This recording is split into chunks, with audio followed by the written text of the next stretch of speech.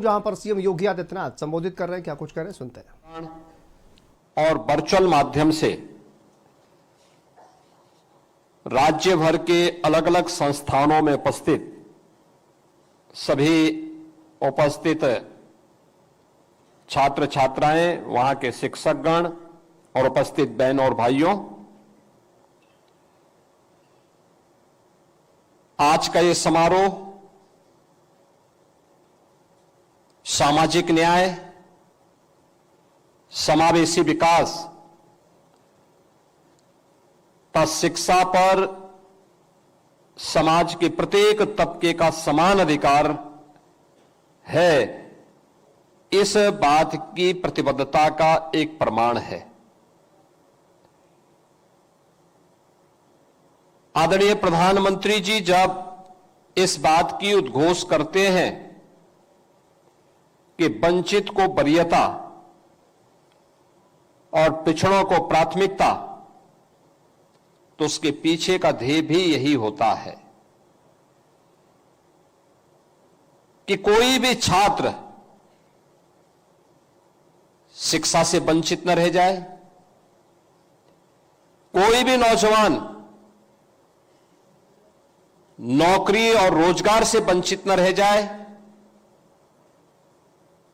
समाज का कोई भी तबका स्वावलंबन से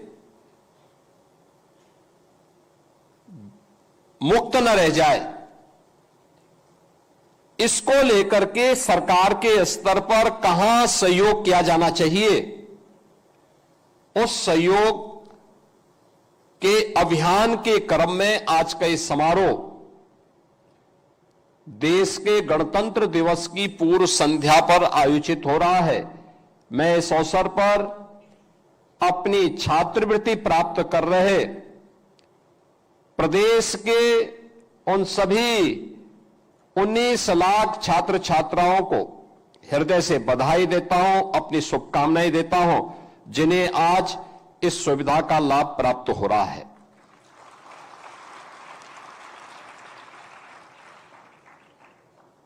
इस सुविधा में अनुसूचित जाति, अनुसूचित जनजाति, पिछड़ी जाति, सामान्य जाति और अल्पसंख्यक वर्ग से जुड़े हुए छात्रों को आज 944 करोड़ 55 लाख रुपए इस वर्ष की छात्रवृत्ति के उनके अकाउंट में सीधे डीबीटी के माध्यम से दे दिए गए। यानी नियत साफ हो, नीति स्पष्ट हो, तो भ्रष्टाचार रूपी दानों को नियंत्रित किया जा सकता है। आप सोचिए ना, इसी छात्रवृत्ति के लिए आज से 9 वर्ष पहले जो नौजवान उस समय अध्ययन करता था, इसी भ्रष्टाचार के कारण उस छात्रवृत्ति नहीं प्राप्त करता था, क्योंकि पहले तो सरकार की नीयत साफ नहीं रहती थी, अपने पराये का भेद करती थी, परिवारवाद के चंगुल से बाहर नहीं निकल पाती थी,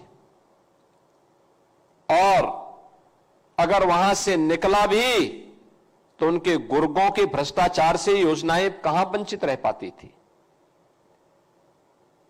वहां से भी निकल गई तो फिर बाबू नीचे का बैठा हुआ समाज कल्याण विभाग का बाबू, ये उनका भी उस्ताद था, क्योंकि पैसा लेकर के नियुक्ति प्राप्त करता था। परिणाम क्या होता था? एक गरीब मारा जाता था, एक गरीब वंचित होता था, एक गरीब प्रताड़ित होता था। और इसीलिए प्रधानमंत्री जी ने कहा कि वंचित को वरीयता मिलनी चाहिए, पिछड़ों को प्राथमिकता मिलनी चाहिए, और इस वरीयता और प्राथमिकता की ही का परिणाम है कि टेक्नोलॉजी का उपयोग किया गया, ऑनलाइन सुविधा उपलब्ध कराई गई। तो यह ई गवर्नेंस से, इसी गवर्नेंस का एक बेस्ट मॉडल आपके सामने इस रूप में सामने आ रहा है। यही तो सुशासन है, जहां पर हर व्यक्ति इस सर्वसमावेशी विकास का लाभ प्राप्त कर सके, बिना भेदभाव के प्राप्त कर सके। आप में से हर एक तबके का व्यक्ति छात्रवृत्ति की दृष्टि से यहां पर भी और हर जनपद में उपस्थित है। आप सोचो 19 लाख छात्र एक साथ एक क्लिक से, जैसे ही मैंने अपने सहयोगी मंत्रियों के साथ उस यहां पे बटन दबाया, उनके अकाउंट में पैसा चला गया। क्या किसी का चेहरा देख करके स्कॉलरशिप दी गई? नहीं, उसकी आवश्यकता थी। शिक्षा पर उसका अधिकार भी है और सरकार का यह दायित्व बनता है कि बिना भेदभाव के उसका अधिकार उसे प्राप्त हो सके, इसके लिए उसको स्कॉलरशिप की सुविधा के साथ जोड़ सके। और सरकार ने अपने उस दायित्व का निर्वहन यहां पर किया है। यह काम तब होता है जब सरकार की नियत साफ होती है, जब सरकार की मंशा होती है कि नेशन फर्स्ट का भाव हमारे मन में हो, राष्ट्र प्रथम का भाव। जब परिवार प्रथम का भाव आ जाता है तब ये नहीं होता है, तब भ्रष्टाचार होता है। और जब राष्ट्र प्रथम का भाव होता है तब बिना भेदभाव के शासन की योजना का लाभ सबको प्राप्त होता है। और वही लाभ आज यहां पर आपको उपलब्ध कराया जा रहा है। आज आपने देखा होगा, अब यहां पे क्लिक किया गया, कोई लीकेज नहीं, कोई कमीशन नहीं, केवल सरकार को एक प्रयास प्रारंभ किया गया था। सरकार ने तकनीक से जोड़ दिया। संस्थाओं से कहा जाता है कि भाई आप समय पे फॉर्म को वहां पे अपडेट करिए, अपलोड कर लीजिए, पैसे की कमी नहीं। उस हर छात्र को जो स्कॉलरशिप के लिए पात्रता रखता है उसको इस सुविधा का लाभ मिलना चाहिए। अब सरकार ने इस सुविधा का लाभ यहां पर प्रदेश के अंदर सभी लोगों को बिना भेदभाव के देना प्रारंभ किया है।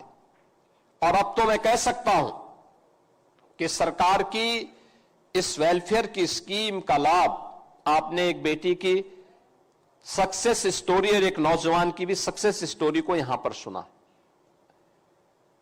और बेटी उत्तर प्रदेश पावर कारपोरेशन में कंप्यूटर ऑपरेटर के रूप में अपनी सेवाएं प्रदान कर रही है। बेटी के स्वावलंबन से बढ़कर के समाज के लिए और उपलब्धि क्या हो सकती है? ये बहुत बड़ी उपलब्धि होती है, कोई बेटी स्वावलंबी हो सके।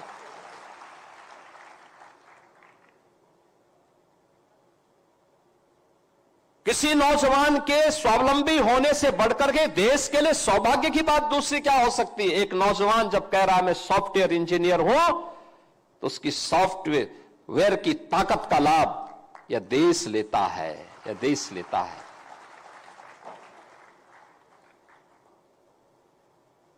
और यह इसलिए हो रहा है क्योंकि सरकार ने वेलफेयर की स्कीम का लाभ आज बिना भेदभाव के समाज को उपलब्ध करवाया है। आज सरकार की योजनाओं को आप देख रहे होंगे, कैसे चेंज लाया जा सकता है। आज से 9 वर्ष पहले जो लोग चिल्ला रहे हैं, पीडीए की बात कर रहे हैं, जहां गरीब का बच्चा पढ़ता है प्राथमिक विद्यालय, बंदी के कगार पर थे। न भवन था, न शिक्षक था, न छात्र ही था। वहां बड़े बड़े पेड़ उगे होते थे। आज ऑपरेशन कायाकल्प ने उसकी सचमुच बेसिक शिक्षा की कायाकल्प करके रख दी है। अब तो सरकार ने यह भी तय किया है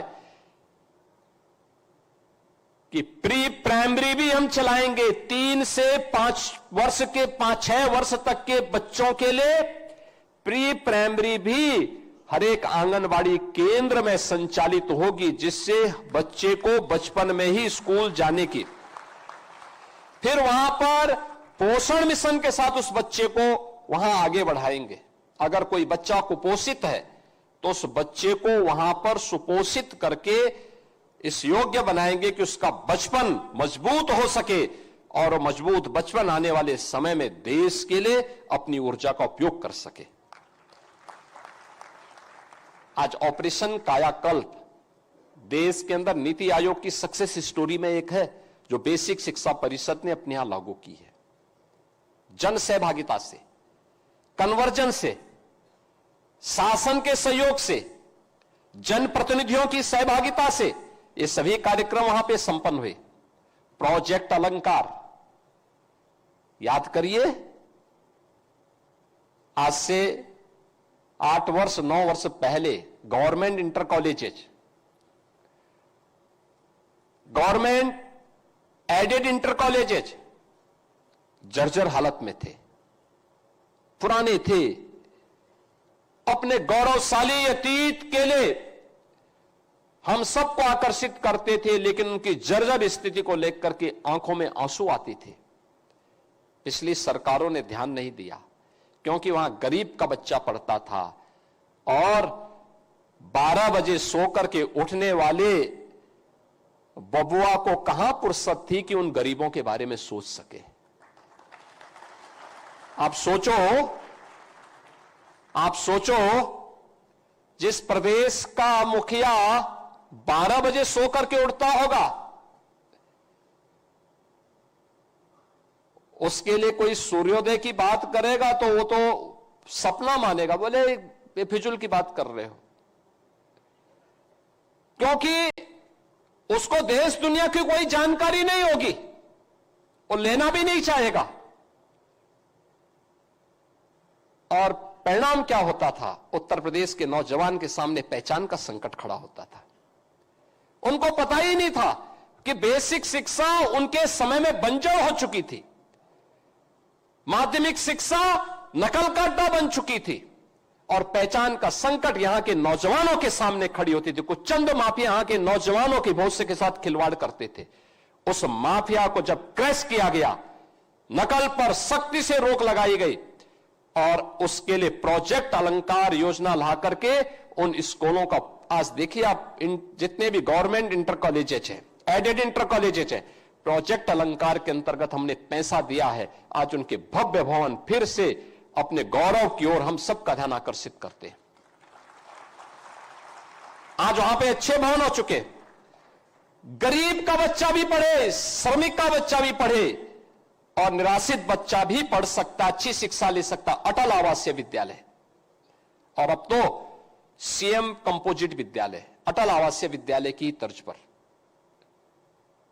वर्ल्ड क्लास इंफ्रास्ट्रक्चर के साथ तैयार हो रहे हैं।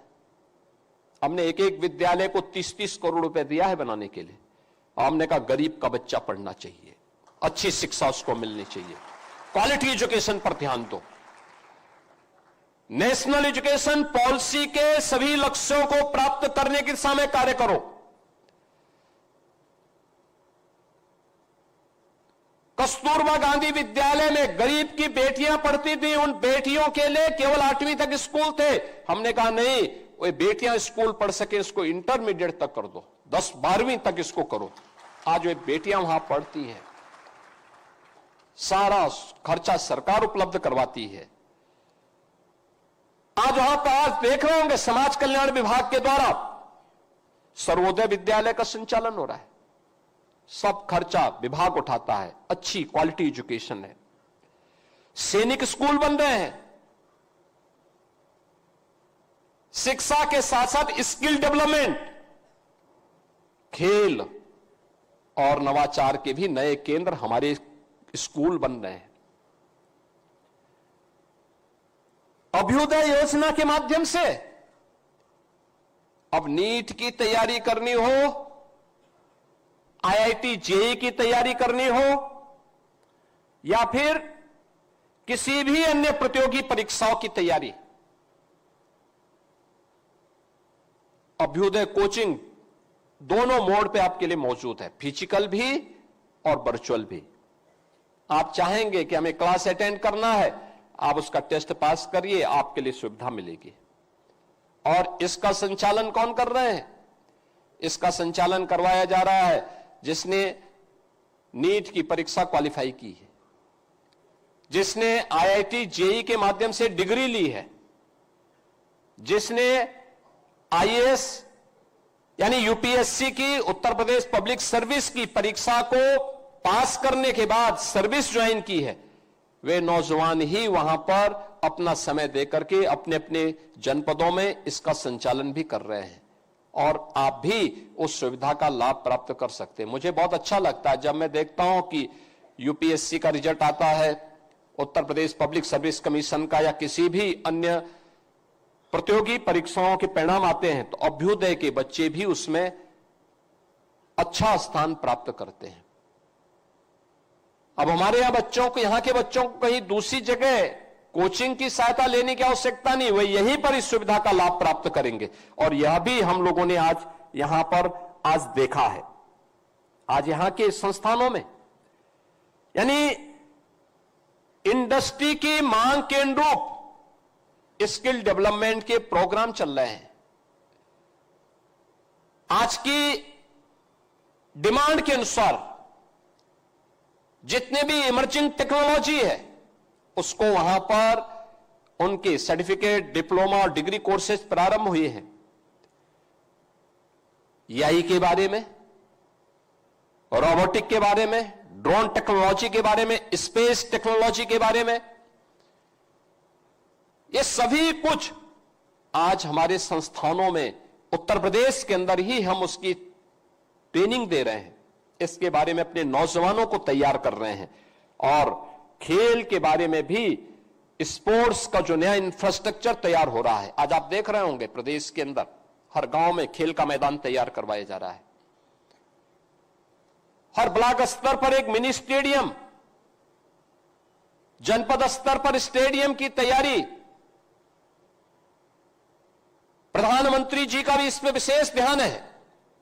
अलग अलग प्रकार से उन्होंने खेलो इंडिया खेलों के माध्यम से, फिट इंडिया मूवमेंट के माध्यम से, सांसद खेलकूद प्रतियोगिता के माध्यम से, राज्य सरकार ने भी प्रधानमंत्री जी की प्रेरणा से विधायक खेलकूद प्रतियोगिता, ग्रामीण लीग की प्रतियोगिताओं के माध्यम से, स्कूल कॉलेजेस के माध्यम से भी विभिन्न प्रकार की प्रतियोगिताएं आज आगे बढ़ रही हैं और आज उसका परिणाम है कि खेलकूद की गतिविधियों को भी तेजी के साथ आगे बढ़ाने में मदद मिल रही है। सरकार इस पे ध्यान दे रही है। हमारे संस्थान आने वाले समय में किसी भी अंतर्राष्ट्रीय प्रतियोगिता के लिए अपने नौजवानों को तैयार कर सके, इसके लिए खेल इंफ्रास्ट्रक्चर को और मजबूत किया जा रहा है। हमारी सरकार ने तय किया है, यानी हम लोग मेजर ध्यानचंद जो हॉकी के जादूगर कहे जाते थे, मेजर ध्यानचंद के नाम पे स्पोर्ट्स यूनिवर्सिटी मेरठ में बन रही है। साथ साथ हम हर कमिश्नरी पे एक एक स्पोर्ट्स कॉलेज के निर्माण के कार्यक्रम को भी आगे बढ़ा रहे हैं।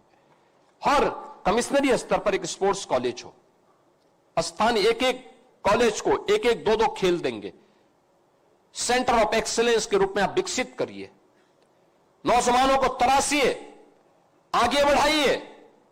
हमारा नौजवानों सब कुछ कर सकता है जो देश का सम्मान गौरव के साथ दुनिया के मंच पर, वैश्विक मंच पर आगे बढ़ाने का काम करेगा। यह हमारे संस्थान और हमारा युवा करेगा और आज उस दिशा में हम लोगों ने इस कार्यक्रम को आगे बढ़ाया है। ये छात्रवृत्ति उसी दिशा में किए जाने वाले प्रयास का परिणाम है। मुझे अच्छा लगता है, अब ये योजनाएं केवल योजनाएं ही नहीं है।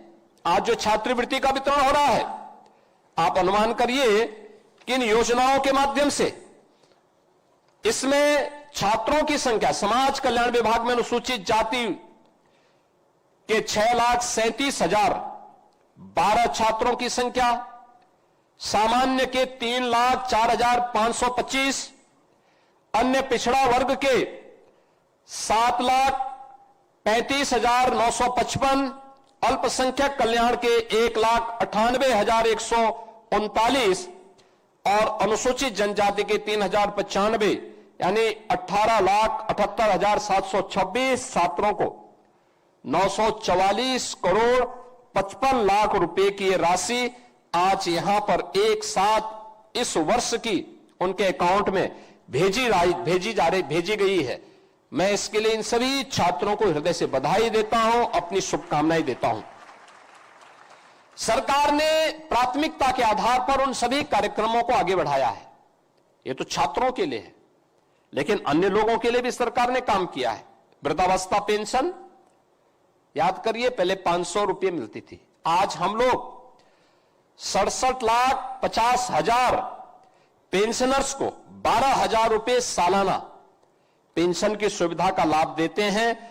और इसमें हम लोगों ने इस सुविधा में वृद्धि की है और यह अब तक हम लोग इस यानी यहां पर भी इन सभी को यह सुविधा निरंतर ऑनलाइन उनके खातों में दी जाती है, यानी कोई लीकेज नहीं और कोई करप्शन भी नहीं। राष्ट्रीय पारिवारिक लाभ योजना के अंतर्गत भी हम लोगों ने योजनाओं का लाभ 9,30,000 परिवारों को आर्थिक सहायता इसके माध्यम से उपलब्ध करवाई है। और बेटी पढ़ेगी भी और बेटी की विवाह के लिए, शादी के लिए भी मुझे प्रसन्नता है कि अब तक प्रदेश में हम लोगों ने 5,20,000 बेटियों की शादी के लिए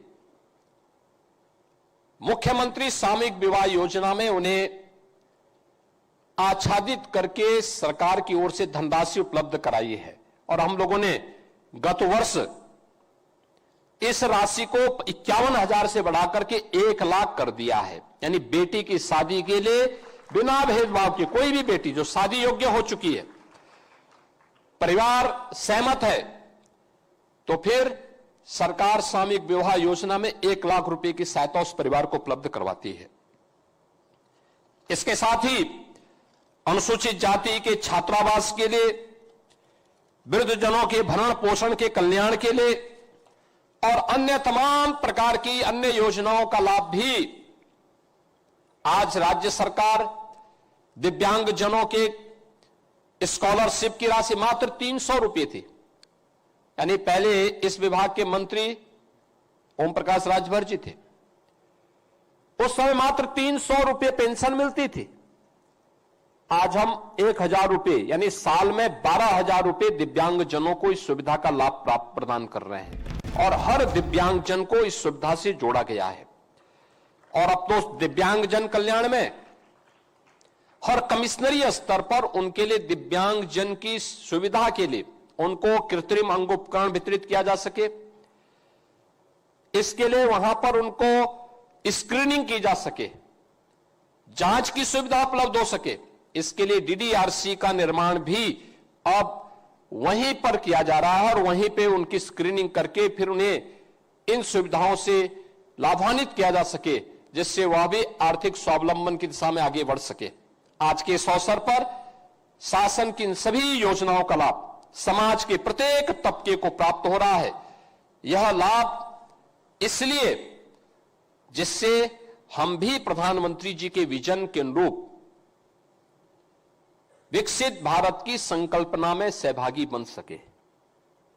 याद रखना, हम सबका सामूहिक प्रयास, हम सबकी सामूहिक मेहनत विकसित भारत को आगे बढ़ाने, विकसित भारत के संकल्पों को प्राप्त करने की दिशा में किए जाने वाले प्रयास का एक महत्वपूर्ण कदम होगा। हम सबके जीवन का एक संकल्प होना चाहिए। कल भारत का 77वां गणतंत्र दिवस है। संविधान के शिल्पी बाबा साहब डॉक्टर भीमराव अंबेडकर जी ने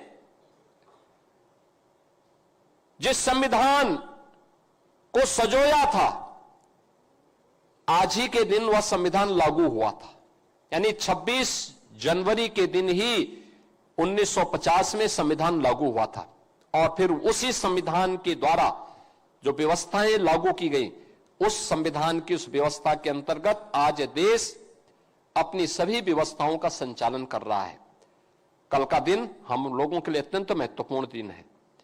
मैं आप सभी को, पूरे प्रदेशवासियों को 77वें गणतंत्र दिवस की हृदय से बधाई देता हूं, अपनी शुभकामनाएं देता हूं।